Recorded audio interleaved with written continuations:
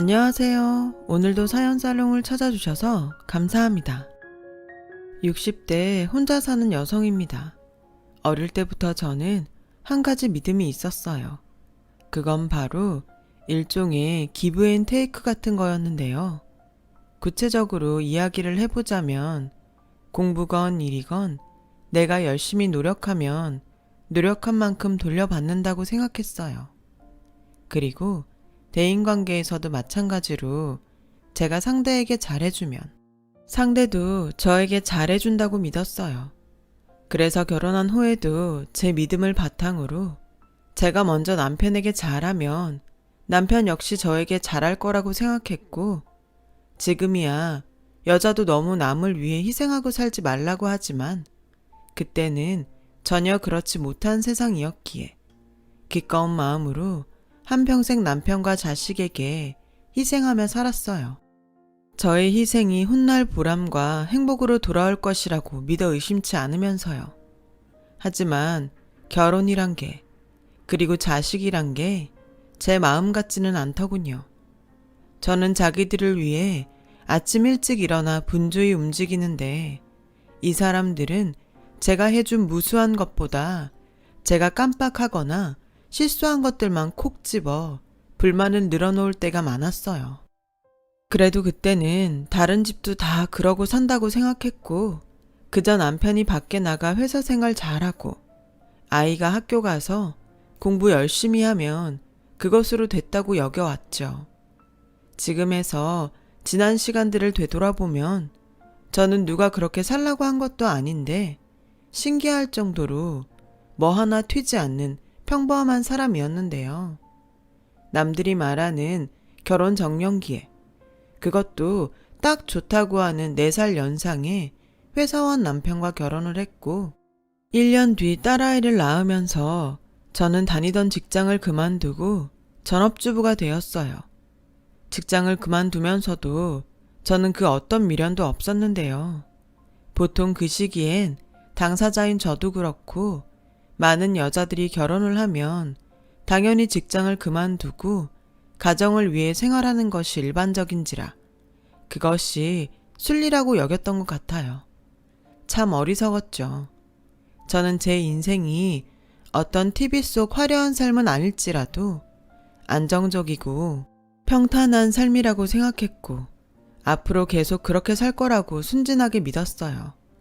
하지만 아이가 중학교 3학년이 될 즈음 저의 불행은 시작되었어요. 친정 엄마가 갑작스럽게 심장마비로 돌아가셨고 저는 엄마를 잃은 큰 슬픔에 빠졌어요. 그리고 그 슬픔을 치유하기도 전에 남편은 밖에서 바람을 피웠어요. 그 사실을 알았을 때는 참 어이가 없었어요. 아내는 슬픔에 빠져 있는데 남편이라는 작자는 밖에서 즐거움을 찾았다니. 평소 다정다감하지는 않지만 책임감 강한 사람이라 가정만은 끔찍이 여긴다고 믿었던 남편은 그 당시 외도를 통해 만난 여자에게 몸과 마음을 송두리째 뺏겨 제가 느낄 배신감과 충격 따윈 안중에 없고 전혀 다른 사람이 되어버렸어요. 그리고 전에는 없었던 폭력성을 드러냈고 급기야 저에게 이혼을 요구하더라고요. 지금 당신 바람핀 것도 모자라서 이혼을 하자는 거야? 그럼 우리 민정이는 어쩌라고? 제발 정신 좀 차려. 아무리 이혼이 급해도 지금 이래야겠니? 아씨, 나는 네가 내는 목소리도 듣기 싫어. 그리고 맨날 질질 짜는 모습도 보기 싫다고. 애 핑계 댈 생각하지 말고 순순히 이혼 도장이나 찍어. 그럼 내가 얼마라도 챙겨줄 테니까. 당신 지금 애 아버지가 그게 할 소리야? 난 절대 이혼 못해. 아니, 안 해.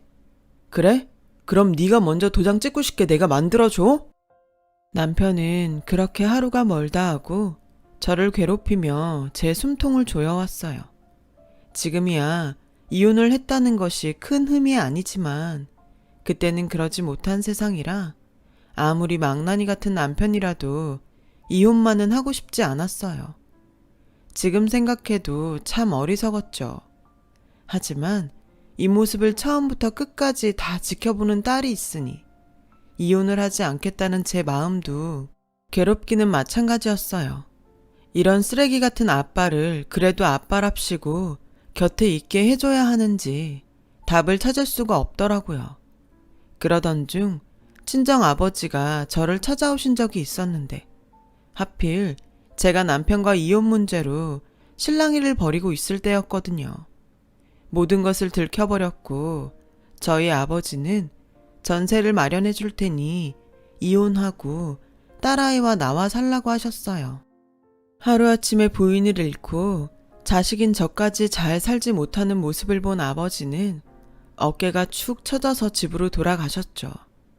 남편의 요구대로 이혼 서류에 도장을 찍어줬어요. 그렇게 악을 쓰고 버티는 것이 무의미하다고 느껴졌거든요. 그래서 저는 이혼 도장을 찍어준 대가로 남편이 준 현금 300만 원을 들고 나와 저희 친정 아버지께서 없는 돈을 모아서 마련해 주신 작은 투룸짜리 빌라에 들어가 딸과 둘이 살게 되었어요. 분명 머리로는 지금부터라도 열심히 살아서 딸아이를 키워야 한다는 생각이 있었지만 자꾸만 저를 애딸린 이혼녀라고 손가락질 할 것 같은 두려움에 한동안 아무것도 하지 못했고 시기가 또 하필이면 아이가 사춘기라 아이는 아이대로 저는 저대로 끝도 보이지 않는 터널을 헤매고 또 헤매야 했어요. 엄마, 나 청바지 사고 싶은데 10만 원만. 무슨 청바지가 그렇게 비싸? 그리고 교복 입고 다니는 학생이 청바지가 왜 필요해? 학생은 뭐 맨날 교복만 입어? 됐어. 남들은 다 메이커 청바지 입는데 나만 구질구질하게 시장에서 파는 구닥다리만 사주고 이게 다 엄마가 아빠랑 이혼해서 그렇잖아. 박민정, 너 지금 엄마한테 할 소리야? 몰라. 나는 그냥 다 짜증나. 엄마 아빠 문제로 왜 나까지 이렇게 피해를 봐야 해? 이럴 거면 차라리 나치를 말던가. 나 학교에서 가난하다고 따돌림 당하면 그건 다 엄마 때문이야. 철없는 딸이 지 분에 그냥 던진 말이라는 것을 알면서도 그 말에도 무너질 만큼 정신이 약했어요. 하지만 언제까지 이러고 지낼 수는 없기에 적어도 하나밖에 없는 딸을 지키기 위해서 이를 악물고 살자고 결심했었죠. 처음엔 이런저라도 제대로 된 직장을 구하고 싶었어요. 하지만 경력 단절에 나이도 많고 이혼하고 아이와 둘이 사는 저에게 호의로운 회사는 존재하지 않았어요. 어쩔 수 없이 주간과 야간 아르바이트로 하루에 2번씩 다른 곳으로 출근해야 했습니다. 또 자투리 시간은 집안에서 할 수 있는 부업들을 하며 정말 죽기 살기로 일하며 버틴다는 일념으로 살았어요. 그렇게 시간이 흘렀고 딸은 고3이 되었죠. 없는 형편이라 변변히 학원 한번 보내주지 못하는 집인데도 딸아이는 기특하게 공부를 아주 잘했어요. 아마 공부라도 잘해서 남에게 무시를 당하지 않으려고 나름대로 자기 살 궁리를 했던 것 같았어요. 그래서 저는 내 아이만은 어떻게든 좋은 대학에 보내서 저처럼은 살게 하지 말자고 다짐했었어요. 그즈음 운 좋게 24시간 영업하는 식당에 들어가 12시간을 일할 수 있었어요. 오로지 딸의 미래만을 생각하며 월급의 3분의 2는 딸의 학비로 저금하며 절약하고 또 절약하고 살았어요. 딸은 지 아빠를 닮아 그런지 딸이면서도 엄마인 저에게 살가운 구석은 없었는데요. 철없어 저에게 가시돋친 말을 쏟아내기도 했지만 다른 집 아이들처럼 갖고 싶다는 것 한 번을 쉽게 사주지 못한 미안함에 저는 늘 딸아이가 짠했어요. 그리고 아무리 표현을 안 하는 딸이지만 이제 조금 있으면 20살이고 제가 자기를 키우려고 고생하는 것쯤은 굳이 말하지 않아도 딸아이가 알고 있을 거라고 믿었었죠. 이제와 하는 말이지만 저 정말 많이 힘들었어요. 남편의 외도로 이혼한 저에게 세상의 남자들은 저를 쉬운 여자로 생각하며 버젓이 아내와 가정이 있음에도 저에게 흑심을 품고 접근하는 경우도 많았고 여자의 적은 여자라고 겉으로는 안 됐다며 호의를 베풀어주는 듯 하면서 뒤에서는 그런 저의 흉을 보며 없는 이야기까지 만들어 소문을 퍼뜨리는 경우도 있었거든요. 아마 딸아이가 없었다면 아주 조금은 더 나았을지도 모를 일들이 많았지만 거꾸로 딸이 있어 저는 포기하지 않고 세상을 살아갈 수 있었어요. 먼 훗날 다 큰 딸아이와 그때의 그 순간들을 이야기하며 우리 그때 정말 힘들었지만 열심히 살았다. 추억하는 날이 올 거라고 믿으면서요. 그렇게 1년 후 수능 시험을 본 딸아이는 자랑스럽게도 우리나라에서 가장 좋다는 서울대에 붙었습니다. 이날을 위해 그렇게 힘든 시간을 보냈구나 하며 기쁨의 눈물을 흘렸어요. 딸아이는 그렇게 저를 떠나 대학생이 되었고 저는 그동안 모은 돈으로 아이 학비와 아이가 학교를 다니며 지낼 집을 얻어주고 왔는데요. 제 힘으로 딸아이 학교를 보냈다는 뿌듯함이 들었지만 어찌되었건 딸아이와 함께 지내왔었는데 막상 혼자가 되고 보니 옆구리가 휑한 게 쓸쓸한 기분도 들었어요. 그래서 시간이 날 때면 저는 딸아이에게 전화를 걸었고 처음 6개월 정도는 딸아이도 혼자 지내는 것이 좀 그랬는지 연락을 곧 잘해와 저희는 함께 지냈던 시간보다 더 애틋한 관계가 되었어요. 어찌 보면 그때 떨어져 지내지 않았다면 딸과 여전히 서먹서먹하게 지냈을지도 모를 일이었죠. 아무튼 딸의 독립으로 딸은 한층 철이 들었고 저는 살면서 내내 바라던 대로 딸과 서로의 안부를 걱정하고 위하며 친밀한 사이가 되었어요. 그렇게 시간은 흘러 저는 힘들긴 했지만 제 힘으로 휴학 한 번 없이 딸을 졸업시킬 수 있었어요. 그 뒤에는 은근히 다시 함께 살길 바라긴 했지만 딸이 졸업 후 곧장 공기업에 취직이 결정되어서 회사 근처 오피스텔에 들어가 살고 싶어 했거든요. 제 마음은 접고 은행 대출을 받아 오피스텔 전세 보증금을 마련해 주었어요.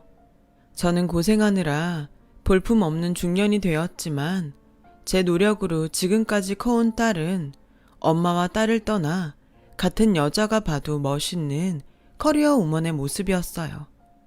보기만 해도 뿌듯하고 어찌나 좋은지 밥을 먹지 않아도 배가 부르다는 표현이 이런 거구나 싶더라고요. 하지만 자식을 키운다는 건 끝이 없었어요. 대학을 무사히 졸업시켰지만 딸의 혼사가 남아있으니까요. 또다시 딸의 결혼을 위해 돈을 저금하는 생활을 시작했어요. 주변에서는 딸이 알아서 다 할 텐데 뭘 그렇게 없이 살면서 다 해주려고 고생하냐고 말하는 사람도 있었죠. 아무리 없이 살아도 딸이 결혼하는데 엄마가 돼서 도움은 많이 못 주어도 사위와 시댁에 흠잡히는 일은 없게 해주고 싶더라고요. 그때까지는 저는 여전히 제가 그렇게 고생하면 딸이 잘 되고 행복해져서 덩달아 저도 행복해질 거라고 믿었어요. 그 믿음이 이혼 후 저를 지금까지 살게 했으며 앞으로 살게 하는 힘이었죠. 그런데요, 저의 그간의 생각과 다르게 혼자 살며 연애를 시작한 딸은 어떤 이유에서인지 점점 저를 귀찮아하는 게 느껴졌어요. 처음엔 아무리 엄마라지만 당연히 서운했죠. 하지만 한편으로는 이제 어엿한 사회인으로 자리 잡고 연애도 하는데 당연히 저보다는 자신의 생활이 먼저이지 않을까 이해했죠. 언젠가는 더 철이 들어 다시금 엄마인 저에게 곁을 주길 기다리기로 했어요. 그러다 딸의 27번째 생일이 되었어요. 그날은 연락할 명분도 있어 신이 나서 딸에게 전화를 걸었는데요. 민정아, 다음 주에 네 생일이잖아. 집에 올 거지? 엄마, 나 민우 씨랑 이미 생일하기로 했어. 신경 쓰지 않아도 돼. 에이, 그래도 어떻게 엄마가 딸 생일인데 신경을 안 써. 그럼 미리라도 한번 집에 와. 엄마가 미역국이랑 너 좋아하는 소고기 구워줄게. 됐어. 맨날 돈 없다고 하면서. 그리고 나 요즘 너무 바빠서 주말도 못 쉬어. 그러니까 엄마는 그냥 아무 날 아니라고 생각하고 괜한 돈 쓰지 마요. 딸은 제가 신경 쓰지 않아도 된다고 말하고 싶었는지도 몰라요. 하지만 그 말을 듣는 제 입장은 참 서운하기만 하더라고요. 딸의 생일은 제가 딸을 낳은 날이기도 한데 어떻게 그 날을 아무 날도 아니라고 생각하라는 건지. 게다가 아무리 돈이 아까워도 자식 생일상 차리는 돈이 아까운 엄마가 어디 있겠어요. 저는 딸의 의도를 애써 이해하려고 노력했지만 그래도 서운한 마음은 가시지 않았어요. 아무리 똑똑한 아이여도 엄마를 생각하는 마음은 멀었구나 싶었죠. 그래도 어쩌겠어요. 하나뿐인 제 자식인 것을. 저는 생일 당일 잠깐이라도 딸의 얼굴을 보고 생일 선물 겸 용돈이라도 주고 오고 싶어서 가게 사장님께 어렵게 부탁해 하루 휴가를 받았고 딸이 근무하는 회사 근처로 나름 신경 써서 옷도 입고 머리도 하고 처음으로 가보게 되었어요. 그런데 그곳에서는 저는 살면서 한 번도 생각해 본 적이 없는 그런 일을 겪게 되었는데요. 글쎄, 딸 회사 로비에서 다시는 보고 싶지 않다고 생각한 남편과 낯선 여자를 보게 된 거였죠. 설마, 아니겠지. 저 사람이 어떻게 알고 여기까지 왔겠냐며 저는 혼자 안절부절 못하며 딸에게 전화를 걸었고 전화를 받은 딸은 제가 아직 말도 시작하지 않았는데 엄마, 나 바빠. 회의 들어가야 해서 끊을게. 라며 전화를 끊더라고요. 끊어진 전화에 황당하면서도 그러면 그렇지 하는 생각으로 발걸음을 돌리는데 제 등 뒤에서 아빠! 하는 딸아이 목소리가 들려왔고 저는 심한 충격을 받지 않을 수 없었어요. 딸은 제가 지켜보고 있을 거라는 것은 꿈에도 모르고 남편이 있는 곳으로 달려가 환하게 웃는 얼굴로 제 아빠의 품에 안겼고 딸과 함께 나온 딸의 애인은 마치 익숙하다는 듯 전 남편과 남편의 새 와이프로 보이는 여자에게 인사를 하는데 그 단란한 모습을 보고 있으니 피가 거꾸로 솟는 것 같더라고요. 내가 지를 어떻게 키웠는데.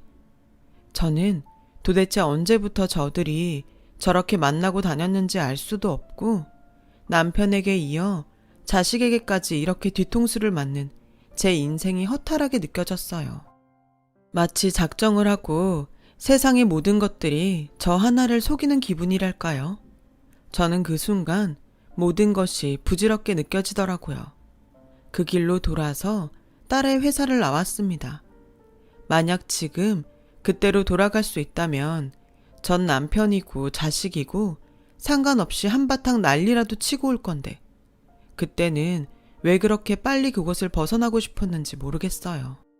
그 후 저는 딸에게 사실 확인을 하고 싶었지만 또 다시 상처 입을 것이 두려워 일부러 딸에게 연락하지 않았어요. 그러던 어느 날 딸이 연락도 없이 집으로 와서는 결혼을 하게 되었다며 저에게 청첩장을 내밀었어요. 황당했죠. 내가 지 엄만데 청첩장을 줘도 내가 줘야 하는 것을 딸에게 받고 앉아 있으니 이건 필히 뭔가 이상하게 돌아가는 것이 분명했어요. 그리고 청첩장을 열어서 혼주의 이름을 확인하는 순간 아무리 내 딸이지만 당장이라도 내치고 싶어지는 거 있죠. 엄마, 미안해. 근데 내 입장에서 다른 선택지가 없었어. 아니, 나는 네 엄마 아니야? 어떻게 이런 청첩장을 엄마한테 가져올 수가 있어? 이러려면 알릴 필요도 없이 그냥 씩 올리지? 이렇게 다 정해놓고 청첩장 하나 가지고 오면 나보고 하객처럼 부주하고 박수치라는 거야? 그럼 어떡해. 난 민우 씨랑 꼭 결혼하고 싶은데 시부모님은 하나부터 열까지 다 따지고 나 솔직히 이혼한 엄마가 식당일 하면서 키웠다고 하면 이 결혼 절대 못해. 이혼녀가 키웠다고 절대 허락해주지 않는다고. 뭐? 그럼 내가 여태 너 키우느라 들어간 돈은 뭐야? 내 시간은 뭐냐고. 너 엄마 이혼하기 전에 네 아빠가 어떻게 했는지 벌써 잊었어? 근데 지금 그런 네 아빠랑 우리 가정 파탄낸 여자랑 상견례 마치고 나란히 혼주 자리에 앉히겠다고? 이미 지난 일이잖아. 난 다 잊었어. 난 지금이 더 중요하다고 생각해. 미안하지만 엄마는 남 보기에 그저 식당 일하는 전셋방 사는 아줌마고, 아빠는 그래도 회사 부장님에 남부럽지 않게 살잖아. 엄마는 모르겠지만 결혼하려면 그런 배경도 무시할 수 없는 거야. 엄마는 내가 어디 보잘것없는데 시집가서 엄마처럼 살면 좋겠어? 저는 딸의 논리에 말이 나오지 않았어요. 얼마나 대단한 집에 시집을 간다고 저리 설치는지, 저처럼 살지 말라고 힘들게 대학까지 보내놨는데 딸에게 저런 소리를 들으니 제 자식이지만 정말 한심하기 짝이 없더라고요. 게다가 오로지 자기 생각만 하는 이기적인 딸의 말에 그동안 나는 무엇을 위해 살았나 후회도 밀려와 저는 그날 딸에게 처음으로 싫은 소리를 했어요. 그래, 네 말 다 알아들었어. 그러니까 네 인생에서 나보고 빠져달라는 거잖아. 좋아, 그렇게 해. 근데 나도 네 방식대로 이야기하면 그럼 네 서울대 타이틀은 누구 때문에 있는 건 줄은 알지? 그리고 지금 다니는 회사도 결국은 그 대학 졸업장덕도 있을 거고, 네 인생에서 나를 빼려면 내 돈도 같이 빼줘야 하지 않겠니? 엄마, 어떻게 자식 키우느라 쓴 돈을 다시 달라고 해? 넌 네 인생에서 여태 고생한 엄마도 빼는데 나는 안 돼? 좋아, 내가 10원 한 잔 빼먹지 않고 다 갚을게. 그럼 되지? 그럼 이제 우리 남남인 거지? 딸은 그렇게 말하고 씩씩거리며 집을 나갔어요. 마치 억울하다는 듯이요. 살면서 한 번도 딸이 착하길 바랬던 적은 없었는데 저렇게 자기만 생각하는 괴물이 될 줄은 꿈에도 몰랐어요. 그 후 저는 딸의 결혼 자금으로 모아놓은 통장을 보며 이게 다 무슨 소용있나 싶었고, 딸이 두고 간 청첩장을 보며 남편 이름과 제 이름이 적혀 있어야 할 칸에 보이는 낯선 이름을 보며 눈물을 흘려야 했어요. 그렇게 3년 후 힘들게 사는 딸한테 짐이 되기 싫었던 아버지는 저 모르게 홀로 병마와 싸우고 계셨던 거예요. 아버지가 돌아가시고 나서야 모든 사실을 알게 되었는데요. 그저 저는 불효자의 심정으로 눈물로 아버지를 보내드릴 수밖에 없었어요. 그렇게 또 몇 달 후, 저는 아버지의 유산으로 지내시던 작은 아파트를 상속받게 되었어요. 그동안 딸아이 결혼 자금이라고 가지고 있던 돈도 있어 이제는 저도 한 번 사는 인생 조금 늦은 감도 있지만 제대로 남들처럼 살자는 마음이 생겼어요. 그러게 요즘 세상에 누가 자식을 믿어? 그냥 네 알아서 살라고 하고 잊어버려. 지금이라도 다리에 힘 있을 때 이씨 아줌마도 아줌마 위해서 살아. 그러게요. 왜 저는 한 번도 저를 위해서 살아본 적이 없을까요? 결국 이렇게 버림받을 걸. 왜 그러고 아둥바둥 살았나 싶어요. 평소에 하고 싶었던 것 없어? 이번에 기회다 생각하고 평생 못 해본 거 실컷 해봐. 저는 평소 가게 단골이라 친하게 지냈던 부동산 주인 아주머니의 말을 듣고 생각했어요. 평소 하고 싶었던 것이라. 그리고 세상에 아무리 여자에게 희생을 강요했더라도 나란 사람이 타인만을 위해 태어난 것은 아닐 텐데 하는 생각이 들었죠.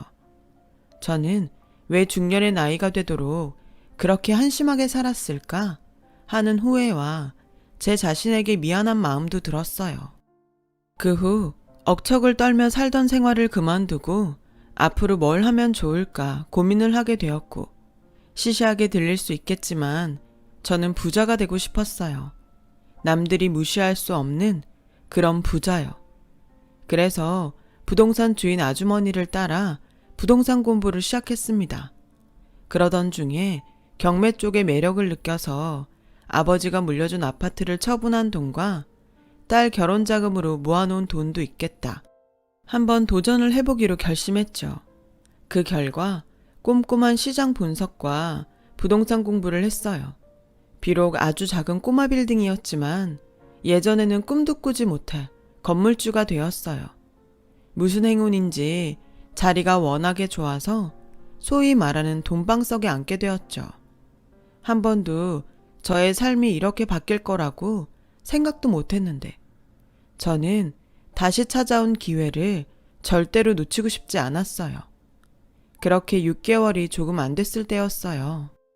그날은 새로 갖게 된 취미인 등산을 다녀온 후라 힘들어 건물 꼭대기인 제 집에서 한숨 자고 있었는데 누군가 쿵쿵쿵 하고 현관문을 두드리더라고요. 이 시간에 누구지? 피곤한데 그냥 없는 척 할까? 하다가 건물에 무슨 문제가 있나 싶어 누구냐고 묻고는 현관문을 열었는데요. 글쎄 제 딸이 한 손에는 2살도 안 된 여자애를 데리고 또 배는 남산처럼 불러서 초라한 몰골로 서 있는 게 아니겠어요? 너? 엄마, 나 좀 도와줘. 저는 차마 입이 떨어지지 않아 아무 말도 하지 못했는데 딸아이는 저를 보자마자 울기 시작하고 한참을 그렇게 울더니 저에게 그간의 사연을 이야기했어요. 엄마, 나 있잖아. 완전히 속았어. 결혼 전에는 그렇게 잘해줄 것처럼 굴더니 이 인간이 밖에서 바람을 피우고 예전에 우리 아빠처럼 살림을 부수고 그 짓을 똑같이 하는 거야. 애는 어리고 출산일은 다가오는데 그때 생각나는 사람이 엄마밖에 없어서 식당 아줌마한테 물어서 찾아왔어. 내가 왜 네 엄마야? 네 엄마는 따로 있잖아. 설마 아직까지도 그 일을 마음에 담아두는 거야? 지금 내가 이런데도? 너도 이제 네 애 낳았으니 생각을 해봐. 마침 네 처지도 그때 내 처지랑 같다고 하니 더 와닿겠네. 나중에 네 딸이 결혼한다고 하고 너 보고 지 인생에서 빠지라고 하고 네 남편이랑 바람핀 그 여자랑 알콩달콩 한가족 놀이한다고 하면 네 속은 어떻겠니? 엄마, 지금 딸한테 악담하는 거야? 악담? 넌 나한테 그랬는데 넌 그런 일 안 당한다고 보장할 수 있어? 좋아. 엄마 화난 거 난 다 이해해. 근데 지금은 아니다. 일단 엄마 딸부터 좀 살려주고 그런 소리 해도 되잖아. 식당 아줌마가 그러더라. 엄마가 내 결혼 자금이랑 외할아버지가 주신 유산으로 완전 로또 맞았다고. 그럼 그 돈 사실은 내 몫도 있는 거잖아. 돈에 이름 있니? 한때는 네 학비로 돈을 모았고 그냥 또 한때는 네 결혼 자금으로 돈을 모았을 뿐이야. 지 인생에서 빠지라는데 그런 자식한테 돈까지 줘야겠어? 그래도 난 모질게 말만 그렇게 했지. 그동안 너한테 들어간 돈도 도로 받지 않았잖아. 정말 돈 앞에 부모 자식도 소용없네. 이젠 돈 있으니까 딸 같은 건 필요 없다는 거지? 근데 엄마가 아무리 그래도 나는 엄마 딸이야. 엄마가 가진 재산 나한테도 권리 있다고. 내가 한때는 네가 참 똑똑해서 자랑스러웠던 적이 있었어. 그리고 네가 서울대 갔을 때 솔직히 내 공이 컸다고 생각했다. 근데 지금 보니 그런 건 다 소용이 없구나. 넌 사람이 덜 됐잖아. 내가 너무 사는데 급해서 널 가르치지 못했다. 인간으로 키워야 했는데 널 너밖에 모르는 이기적인 괴물로 키웠어. 난 너한테 한 푼도 주지 않을 거니까 네 남편한테 돌아가든 네 잘난 아빠한테 돌아가든 해. 진짜 너무하네. 엄마가 자식을 버리는데 남이 나를 거두겠어? 아빠랑 사는 그 여자 진작에 아빠 재산 가지고 날랐어. 그리고 아빠도 그 여자 찾는다고 행방불명 됐다고. 엄마가 나 버리면 나 이제 진짜 고아야. 이렇게 애도 있고 배도 불렀는데 정말 야박하게 굴 거야? 이러다 나랑 애 죽는 거 봐야 속이 시원하겠어? 악다구니를 치는 딸을 보며 더는 참을 수 없어 자리에서 일어나 지갑에 있는 현금을 모두 꺼내 바닥으로 던졌어요. 네가 하도 구질구질하게 나오니까 그건 줄게. 근데 다음부터는 이 집에 발도 들이지 못하게 할 거니까 다신 찾아오지 마. 나도 지난 시간 동안 배운 게 있어. 너도 네 인생이 중요하듯 이제는 나도 내 인생이 중요해. 내 인생을 네가 함부로 네 인생에 넣었다 뺐다 할 수는 없는 거라고. 저는 그 길로 냉정하게 딸과 딸이 데려온 아이들을 내보냈어요. 솔직히 부모 자식 간인데 제 속이 좋을 리는 없고 그렇다고 지난날을 묻고 받아들이기엔 딸은 정신을 덜 차렸기에 받아줄 수 없었죠. 그저 아무것도 모르고 함께 쫓겨난 생전 처음 본 어린 손녀한테 미안할 따름이었어요. 그 후 자존심 센 딸은 다시는 저를 찾아오지 않았어요. 솔직히 그런 딸이라는 것을 알기에 지난 날을 모두 반성하고 저에게 잘못했다고 싹싹 빌면 못 이기는 척 받아주고 그 망할 사위라는 놈을 어떻게든 혼쭐을 낼 마음도 있었는데요. 이놈의 천륜이 뭔지 차라리 그렇게 어미도 버리고 갔으면 잘 살기라도 하지. 어쩌면 남편도 그렇고 딸도 그렇고 인생이 그럴까요? 비록 힘들고 어렵게 살긴 했지만 이제 와 보니 제대로 자기 삶을 사는 사람은 저 하나인 것 같아요. 만약 누군가 예전에 저처럼 자신을 갈아 남을 위해 사는 사람이 있다면 이 말을 꼭 하고 싶네요. 아무리 단단한 관계일지라도 내 자신을 먼저 챙기라고요. 세상 사람들이 다 나를 배신해도 나는 내 자신을 배신하지 않으니까요.